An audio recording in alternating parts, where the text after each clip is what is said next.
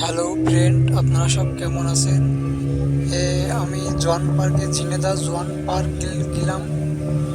যে এখানে স্পিড বোটে উঠলাম।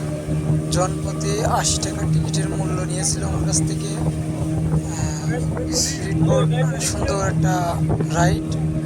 আপনারা যারা যাবেন উঠবেন, আপনারা খুবই আনন্দ পাবেন।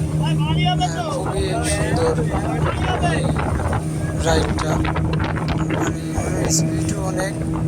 আহ, আসলে ওঠার মতো একটা পরিবেশ। চারিপাশ সুন্দর, মাঝখানে আবার করেছে ওই যে খুবই সুন্দর। দুই পাক করে ঘোরাবে আপনাকে, 80 টাকা করে জনপ্রতি।